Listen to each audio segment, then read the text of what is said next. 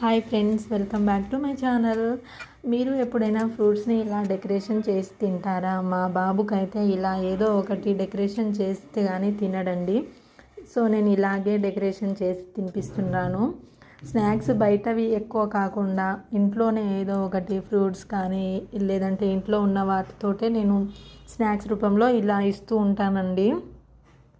మీకు ఈ వీడియో ఎలా అనిపించిందో కామెంట్ రూపంలో తెలపండి. మీరు కూడా మీ పిల్లలకి ఇలా ఏదో ఒక విధంగా ఇట్లా డెకరేషన్ చేసి అన్ని ఫ్రూట్స్ని ఇలా డెకరేషన్ చేసి తినిపించండి. పిల్లలు నిజంగా ఇష్టపడి తింటారండి. మొత్తం తినకున్నా వాళ్ళకి నచ్చింది ఏదో ఒకటి తీసుకొని అయితే తింటారు. కానీ ఇది ట్రై చేయండి, ఈ ట్రిక్ మస్తు పనిచేస్తుంది. ఆయిల్ రూపంలో చేసిన స్నాక్స్ కంటే ఇట్లా ఫ్రూట్స్ రూపంలోనే వాళ్ళకు ఏదో ఒకటి ఇవ్వడానికి ట్రై చేయండి. ఆయిల్ ఫుడ్ అంత మంచిది కాదు కాబట్టి ఇట్లా ఫ్రూట్స్ రూపంలో ఏదో ఒకటి ఇవ్వడానికి ట్రై చేస్తే వాళ్ళు కూడా మంచిగా హ్యాపీగా తినేస్తారు. నచ్చినట్లయితే లైక్ చేయండి, షేర్ చేయండి. వీడియోని మాత్రం ఎండ్ వరకు చూడండి.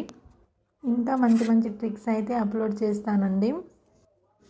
వీడియోని మాత్రం ఖచ్చితంగా లైక్ చేయండి. అయినా మా వీడియోస్ని మీరు ఎందుకు లైక్ చేస్తారులే, మంచి మంచి ఫేమస్ అయిన వాళ్ళకు లైక్ చేస్తారు కావచ్చు.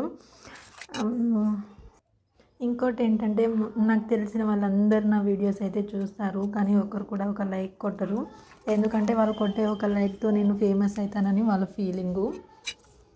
ఈ వీడియోని చూస్తున్నారు కదా, చూసి ఎలా అనిపించిందో కామెంట్లో అయితే తెలపండి. ఇప్పుడు ఆరెంజ్ని ఇలా పొట్టు తీసేసుకున్నానండి. తీసేసుకొని దీని మీద ఇట్లా సెట్ చేశాను, కానీ మంచిగా సెట్ అవ్వలేదు. ఇది నేను లాస్ట్ చూపిస్తాను చూడండి. ఇప్పటి వరకు ఇది మస్తు ఉంది కదండి, ఫ్లవర్ లాగా చాలా క్యూట్గా చూడడానికి.